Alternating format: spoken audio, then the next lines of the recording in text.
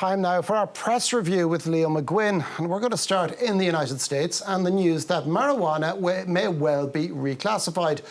Can you tell us more about what that actually means, Leo?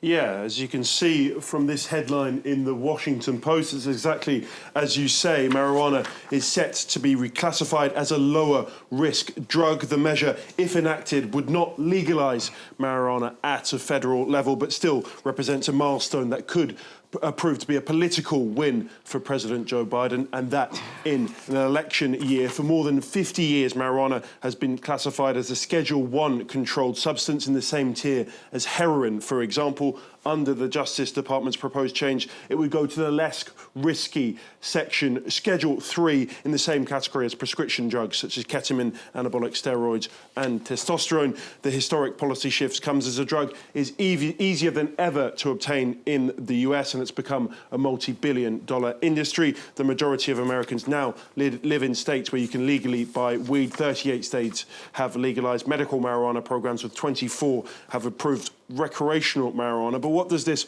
reclassification actually mean for the United States? We'll stick with the Washington Post for that question.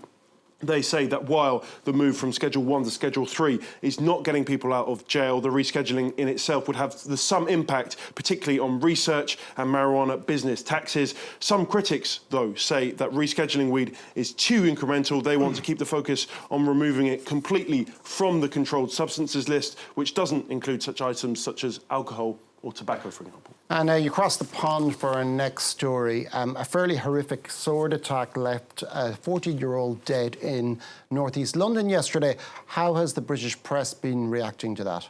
Yeah, this attack makes all of the UK front pages, bar none. I'll show you a couple, starting with The Independent. They have that image on the front page this morning. It's footage of the killer being taken down with a taser. The 36-year-old went on a rampage in Hainault in northeast London, killing a 14-year-old boy and injuring 4. 2 of them were police officers. The Guardian have this headline: 22 minutes of horror. That's how long the whole timeline of events lasted. They note that the police are left scrambling for answers. The suspect still hasn't been interviewed. He's still in hospital receiving treatment for his injuries. I'll stick with The Guardian, who have this analysis piece this morning. They say that a string of killings shines a spotlight on the adequacy of mental health in the UK and mental health care. In terms of possible motive, the police are inquiring as to whether the suspect has a history of mental ill health. There have been many recent cases over the past few years, including attackers suffering from schizophrenia, and they say that while each tragedy is shocking and appalling in its own way, there seems to be common themes with each one. Medical supervision is often haphazard or barely existent. A warning of the perpetrator's behaviours are often ignored. Police and health services fail to share vital information, and substance abuse is often a factor. One expert says that these people are not being taken seriously enough until it's too late. He estimates that about 600 homicides in the UK, about 600 homicides in the UK each year, about 10 to 20% on average involve a killer who's mentally ill. One study found that most killings were potentially preventable. It finishes by remarking that prevention is key, and high quality and consistent medical support would lead to a 50% reduction in such crimes. And to Georgia now, where, as we've seen earlier today, mass protests have continued over a bill which is seen by many as targeting media and press freedom.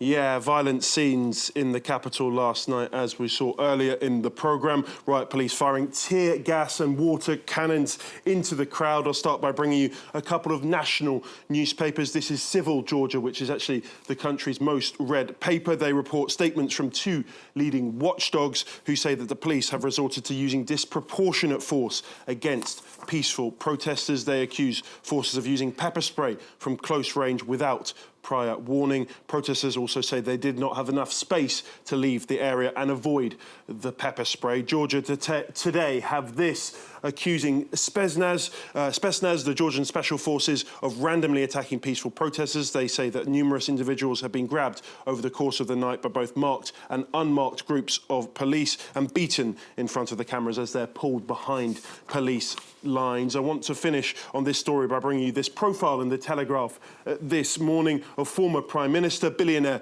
Bidzina Ivanishvili, who is now a kind of shadow leader in the country. They note the irony of a man who set Georgia on course for European integration is now the one to steer it towards the Kremlin's embrace. That's how they put it. Ivanishvili is the country's most powerful man. Critics claim he's behind plans to revive a Putin-style law designed to crush dissent. The law would force organisations receiving more than 20% of their funding from abroad to register as foreign agents. It's been dubbed a Russian law. Analysts believe Russia's invasion of Ukraine served as an inflection point for Georgia in its relations with the West. Now it's black or white. Either you pick Russia or you pick Ukraine, and it appears that Ivanishvili is picking the Russian side, according to the Telegraph. And because of that, Georgia's dream of joining the EU very much hangs in the balance.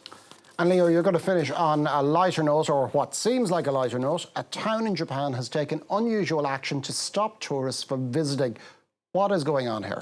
Yeah, this is the town of Fujikawa-Guchiko in Japan, in the foothills of Mount Fuji, as you can see from this headline in the LA Times. They're building a screen to block Mount Fuji. The town is known for scenic photo spots of the iconic mountain. I can bring you a closer of that. You can see that beautiful image there. But those who live there are sick of misbehaving foreign tourists. Their concerns over littering, crossing road with busy traffic and trespassing into private properties. The town has tried other methods, signs urging visitors not to run into the road and to use designated crosswalks. They've even tried security guards, but none of these methods have worked. So they've resorted to building a black mesh net, which will be completed in just a few weeks' time. It will be 8 feet high and almost completely block the view of Mount Fuji. So if you're going to Japan anytime soon, maybe you need to revise your itinerary, because you won't be able to see Mount Fuji if you go to this town. Thank you very much, Liam McGuinn. That's zero tolerance for litter bugging Instagrammers. And that's all we have time for now. But do stay tuned for more news coming up on France 24.